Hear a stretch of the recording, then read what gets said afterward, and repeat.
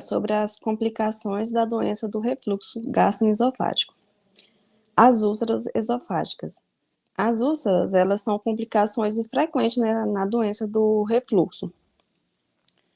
Por definição, erosões são áreas superficiais de dissoluções de continuidade do epitélio que não ultrapassa a mucosa, a muscular da mucosa. E as úlceras são mais profundas e atingem a submucosa. A distinção entre erosão e úlcera esofágica baseia-se na avaliação endoscópica subjetiva da profundidade da lesão. As úlceras profundas são incomuns na doença do refluxo gastroesofágico e seu encontro deve orientar para diagnósticos diferenciais. As manifestações clínicas das úlceras. Manifesta-se clinicamente com sintomas de pirose e de odinofagia. Alguns pacientes queixam-se de disfagia, mesmo na ausência da obstrução da luz esofágica. Eventualmente, as úlceras esofágicas podem trazer complicações sérias, como sangramento, fístulas, com estruturas mediastinais, como a traqueia e os brônquios. O tratamento da úlcera péptica pode ser feito clinicamente com o uso de inibidores de bomba de prótons ou por meio de fundoplicatura cirúrgica. A estenose do esôfago. Acredita que a estenose péptica do esôfago é consequência da fibrose secundária à cicatrização da lesão esofágica causada pela DRGE, como o uso em larga escala dos inibidores da bomba protônica. No tratamento, a incidência de estenose péptica, com o tratamento de DRG, a incidência da estenose péptica diminuiu acentuadamente. A avaliação clínica, a maioria dos pacientes com estenose péptica do esôfago apresenta-se com um quadro de disfagia esofágica parasólido, às vezes associada à odinofagia e impactação alimentar. A dor torácica e a aspiração e a perda de peso pouco significativa também pode estar presente. Os exames recomendados na avaliação da estenose péptica do esôfago são estudos radiológicos, contrastado do esôfago e a endoscopia digestiva alta. O estudo radiológico contrastado do esôfago é útil para a avaliação das posições distais da área estenosada, muitas vezes inacessível à endoscopia. Na endoscopia digestiva alta, é capaz de diagnosticar as áreas estenosadas, além de permitir coleta de material para exame histopatológico, com o objetivo de afastar a neoplasia.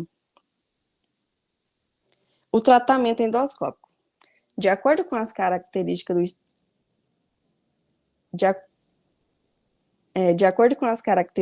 do estreitamento esofágico, a sua resposta ao tratamento, essas estenoses pode ser classificada como simples ou complexas. A maioria das estenoses são simples e caracteriza-se por serem focais, retas, simétricas, concêntricas e com um diâmetro menor que 12 milímetros. Essas estenoses são, de modo geral, tratadas com dilatação com balão ou velas em associação com o uso de inibidores de bomba protônica. As estenoses complexas são caracterizadas por apresentarem uma extensão maior, 2 centímetros, mais tortuosa, assimétrica e comprometem acentuadamente a luz, em torno de 12 milímetros. Estenoses pépticas refratárias são aquelas em que não é possível alcançar um diâmetro mínimo de 14 milímetros na luz esofágica, após 5 sessões de dilatação realizada em um intervalo de 2 semanas. As estenoses recorrentes caracterizam-se por inabilidade de manter a luz esofágica adequada após o tratamento de dilatação por um período mínimo de 4 semanas. Tratamento clínico. O uso de inibidores de bomba protônica, que bloqueia a via final da secreção ácida, e são as drogas de escolha que são as mesmas drogas de escolha para a DRGE. O tratamento cirúrgico. Historicamente, a cirurgia anti-refluxo é recomendada como outra opção no tratamento de estenose péptica do esôfago. Anel de Skazak. O anel, ela ocorre na junção entre o epitélio escamoso e o epitélio colunar gástrico. A superfície proximal desse anel é recoberta por uma mucosa escamosa e a distal por um epitélio gástrico. A etiologia do anel é ainda mal conhecida, mas parece ser multifatorial.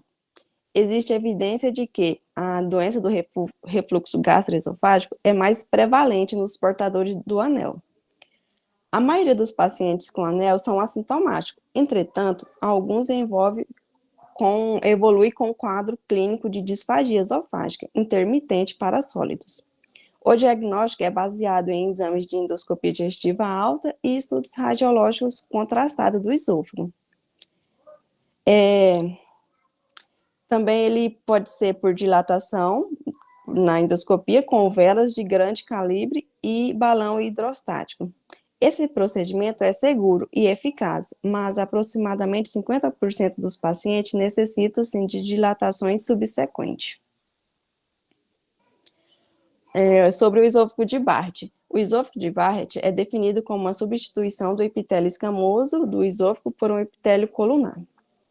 Em relação à epidemiologia, a importância do diagnóstico de Barrett baseia-se no desenvolvimento do adenocarcinoma no epitélio metaplásico. A incidência de adenocarcinoma em portadores de esôfago é estimada de 0 a 3 até a 0,5% ao ano. E em portadores de adenocarcinoma, a sobrevida em 5 anos é aproximadamente de 17%. O censo norte-americano sugere que o rastreamento do esôfago de Barrett apenas em homens com idade superior a 60 anos e com sintomas crônicos de DRGE. Fatores de risco. O fator de risco de progressão do esôfago de Barrett para neoplasia de alto grau e de adenocarcinoma associa-se com a obesidade central. Segmentos longos do epitélio metaplásico do esôfago apresentam risco aumentado de evolução para neoplasias. Diagnóstico. O diagnóstico pode ser realizado por endoscópico e histológico. O endoscópio deve descrever com detalhe a presença de hérnia hiatal, esofagites e extensão do epitélio metaplásico. Esses dados devem ser precisos para que não ocorra erros intra- ou interobservadores em exames de acompanhamento. O diagnóstico histológico baseia na identificação das células caliciformes no epitélio colunar em fragmentos da mucosa do esôfago, colhido por meio de biópsia. A vigilância endoscópica. O objetivo da vigilância endoscópica no esôfago de Barrett é detectar neoplasia em fases iniciais, restrita à mucosa, o que permite um tratamento curativo. Lesões que invadem a submucosa associam-se com metástases linfonoidais, em 50% a 90% dos casos. A Sociedade Britânica de Gastroenterologia sugere que a vigilância endoscópica seja realizada a cada 3 a 5 anos em portadores do segmento curto de Barrett e a cada 2 a 3 anos naqueles com segmentos longos. A displasia no esôfago de Barrett ela é descrita pelo patologista que baseia na classificação de Viena, revisada e contemplada assim, nas seguintes possibilidades. Negativo para a neoplasia, que é caracterizado pela presença de alterações reativas ou regenerativas do epitélio metaplásico. Indefinido para a neoplasia, que é quando os achados morfológicos não são definitivos para estabelecer o diagnóstico de alterações regenerativas ou atipias celulares. Displasia de baixo grau, que é caracterizado pela presença de arquitetura glandular preservada e presença de atipia celular. Displasia de alto grau, que é o carcinoma in situ, em que são observadas alterações na arquitetura glandular e atipia celular mais acentuada.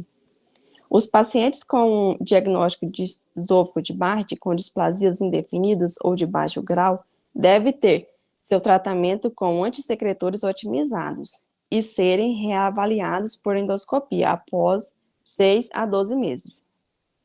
Após 2 exames consecutivos sem identificação de neoplasias de baixo grau, O paciente deve ser acompanhado de acordo com protocolos para portadores de esôfago de Barrett sem displasia.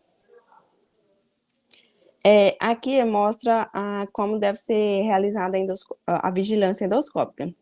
Se está sem displasia, a vigilância é regular.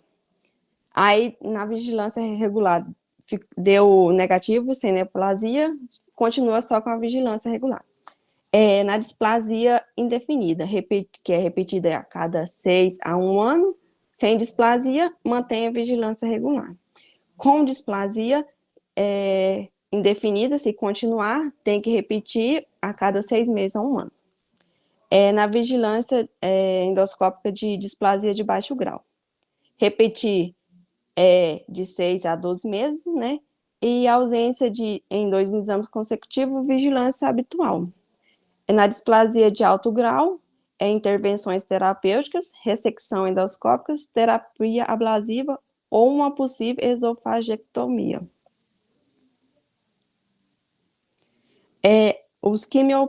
A quimioprofilaxia para o esôfago de Barrett. Os inibidores de bomba protônica, os inibidores, além de inibir a secreção ácida, também diminui a proliferação celular. Anti-inflamatórios e aspirina. Eles inibem a COX-2, né, e promovem uma diminuição da proliferação celular também. As estatinas. Estudos de meta-análise avaliam o uso crônico de estatina na profilaxia de neoplasia no esôfago de Barrett. Mostrou uma redução de riscos de adenocarcinomas em 41%. O mecanismo de ação dessas drogas baseia-se na inibição do HMG coenzima A, que bloqueia mediadores de crescimento e diferenciação celular. O tratamento cirúrgico. O tratamento cirúrgico anti-refluxo em portadores de DRG, independente da presença do esôfago de Barrett, é capaz de manter o paciente assintomático por um tempo prolongado. Alguns estudos sugerem que o tratamento cirúrgico anti-refluxo possa impedir a progressão do adenocarcinoma no esôfago de Barrett. Os distúrbios motores do esôfago, aspectos anatômicos. A parede do esôfago é composta pelas camadas camada mucosa e muscular, a qual é subdividida em camada circular, que é a mais interna, e longitudinal, que é a mais externa. A distribuição dos subtipos musculares, músculo liso e estriado, dentro das camadas musculares do esôfago, é bastante variado. O comprimento médio do esôfago é de 23 centímetros, os 14 centímetros distais seria composto pela musculatura lisa e o segmento medial por ambos os tipos musculares, em proporções variadas. E os centímetros mais proximais do esôfago por musculatura estriada. A inervação do esôfago compreende por uma inervação intrínseca, composta pelos plexos submucoso e mioentérico, localizada respectivamente entre a camada muscular e a camada muscular própria, e entre a camada muscular circular e a longitudinal, e as porções extrínsecas inervadas pelo nervo vago. As alterações primárias do esôfago são originadas do esôfago distal, que compreende os 2/3 inferiores do esôfago, que é a musculatura lisa, e resulta não apenas de lesões musculares, mas também de alterações da inervação intrínseca e extrínseca do esôfago. A classificação. As anormalidades primárias da motilidade esofágica têm sido classificadas ao longo dos anos de diversas formas, quanto anatômicas, fisiopatológicas, achados monométricos, transporte de bolos, quadro clínico. Evidentemente, nenhuma dessas classificações proposta foi capaz de satisfazer integralmente.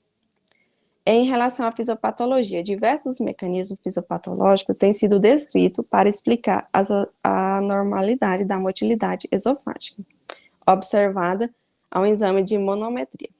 Os mecanismos fisiopatológicos podem ser agrupados de acordo com o tipo de interferência: redução ou aumento da atividade, causada pela inervação acometida, seja esta inibitória ou excitatória.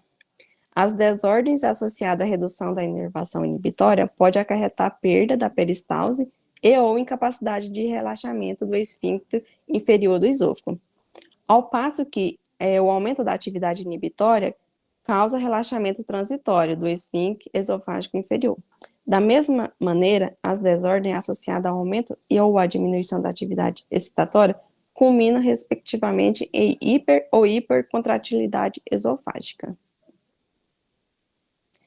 Aqui é um organograma, né, mostrando a normalidade motora do músculo liso por desordem da inervação inibitória, que tem perda do espasmo muscular e acalasia. Ou desordem inibitória excitatória, que pode ter redução, que conduz na hipocontratilidade, ou aumento por hipercontratilidade do esôfago, que provoca o esôfago em quebra-nozes. Pode passar. Em relação à epidemiologia, os aspectos epidemiológicos da anormalidade da motilidade esofágica são pautados em estudos populacionais, apenas no que diz respeito à acalasia. No que tange às demais anormalidades da motilidade, esses provêm de casuísticas de grupo de risco, por exemplo, os portadores de sintomas com disfagia ou submetidos à mamografia do esôfago. A obesidade mórbida tem sido associada à presença de anormalidades da motilidade e são assintomáticos.